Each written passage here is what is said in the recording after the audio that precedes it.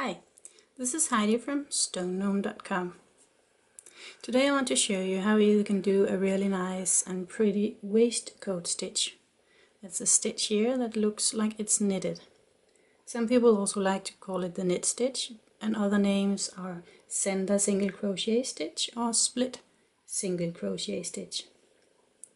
And here I have some stitch pattern that I think I'll show you, and I think they go pretty well with the waistcoat stitch.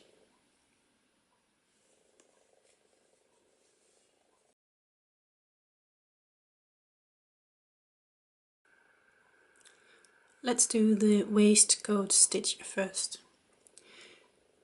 It's actually just a single crochet stitch where you insert the hook a little bit different.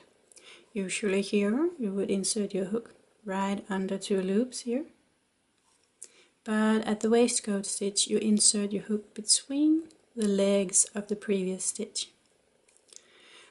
And what some videos tend to not show is that there is a stitch at the back here. There's a bar at the back here.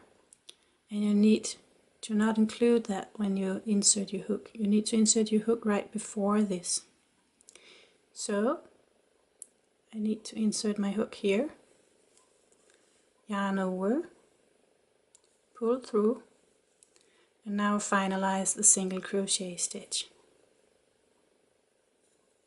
Like this. This is a waistcoat stitch, and I'll show you again. I'll just do a chain first because that's what this stitch pattern is all about.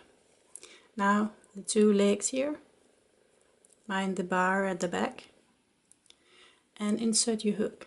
And if you think it's difficult to insert your hook by using the tip, then use the lip, the nose of your hook instead.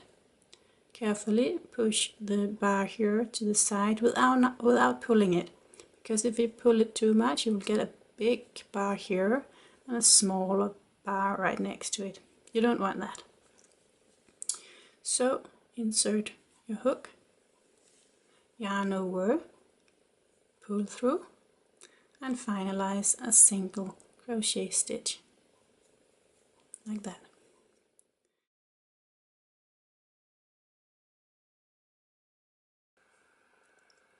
When you do the waistcoat stitch, then you should know that it's a very solid and tight stitch.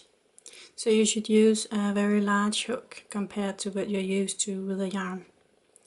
This yarn calls for a 4.5 or 5 millimeter hook. I'm using a 6.5 millimeter here, and it actually feels a little bit tight. So I could probably use an 8 millimeter with a very good result. Hey, what do we have here? This is a sample I just made for a neck warmer, and I used the 8 millimeter. That's the US number 11, and this is much better.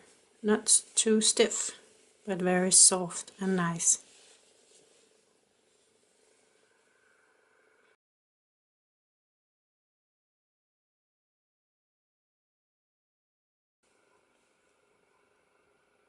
The waistcoat stitch is a very low stitch, and that makes it excellent for a pattern like this. I just alternate between a chain and the waistcoat stitch. The other pattern I have here, I got 2 waistcoat stitches and 1 chain. 2 waistcoat stitches and 1 chain.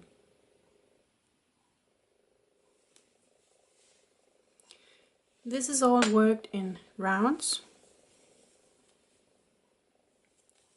So I started with a long row of chains and made a circle of it with a slip stitch.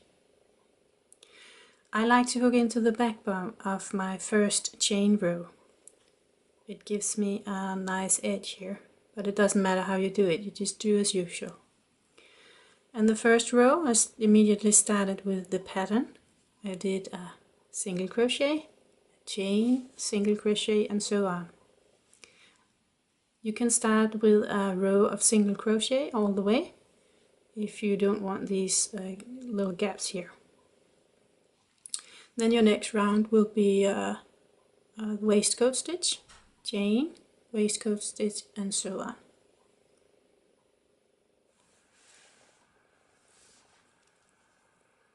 The back side of this stitch pattern actually looks very good too, especially if you remember to insert your hook in the right way. So let's see here.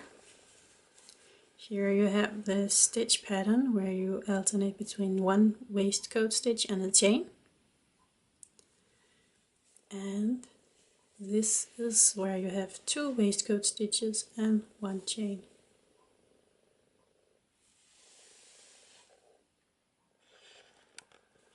You can do nice stitch patterns with the waistcoat stitch when you work back and forward in rows.